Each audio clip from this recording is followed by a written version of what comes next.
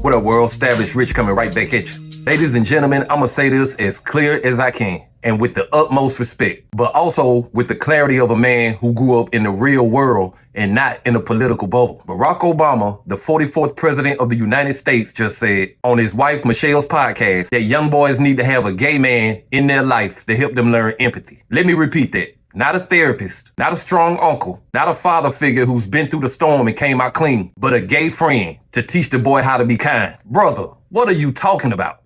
And that's one of the things that I think a lot of times boys need is not just exposure to one guy. Mm-hmm. One dad. One dad. No matter how good the dad is. He can't be everything. He can't be everything. And that boy may need somebody to give the boy some perspective on the dad. Yeah, right? Yeah. One of the most valuable things I learned as a guy was I had a gay professor in college at a time when openly gay folks still weren't out of line, who became one of my favorite professors and was a great guy and would call me out when I started saying stuff that was ignorant.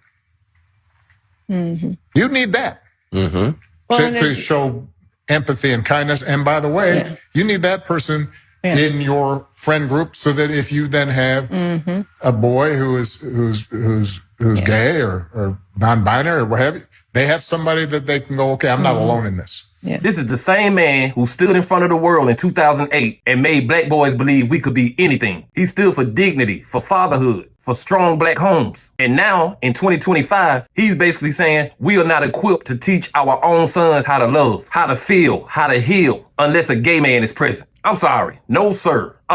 We ain't doing that. That ain't progressive. That's a distraction. Because let's be honest, when we talk about mental health for boys, especially black boys, what they need ain't sexual orientation to learn from. What they need is access to counseling, to safe spaces, to adults who listen and not judge. Why didn't you say that, Mr. Obama? Why not say every young boy needs a therapist or a safe mentorship program? Why center sexuality in a conversation about empathy? That's where this went left, and I'm disappointed. And before somebody jumps out the window calling me homophobic, stop it. This ain't about hate. This is about protecting children from confusion. This is about understanding the difference between exposure and guidance. You don't teach empathy through identity, you teach it through example. And right now we got too many boys looking for examples and getting way too many opinions. And then Michelle Obama, oh Lord, she jumped in and said she's thankful she didn't have a boy because he would have been too much like Barack. Huh? So now we got the former first lady saying her own husband, the black man who became president, would be too difficult to raise if he was in boy form. What the hell is going on in that house? I'm not trying to gossip. I'm not trying to get in a marriage, but something ain't right. The energy is off. The respect is shifting. The laughter is not as genuine as it once was. It's starting to feel like Will and Jada, the political edition. And y'all remember when I said that months ago? I said if Michelle ever starts talking too freely, we gonna see the real. And now we here.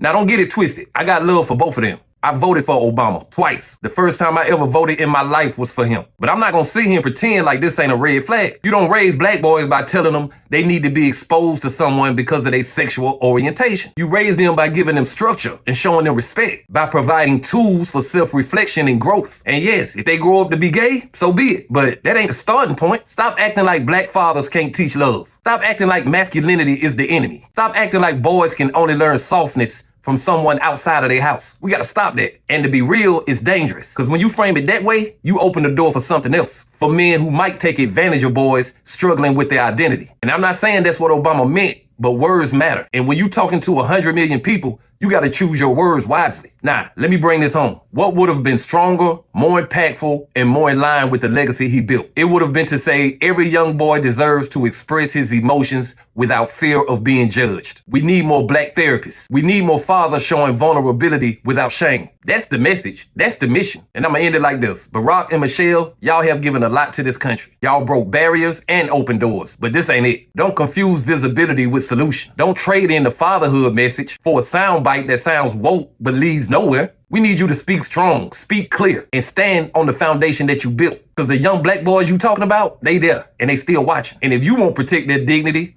who will? But hey, that's just my opinion. What's yours? Like, comment, subscribe, establish Rich. I'll be back with another one. Peace.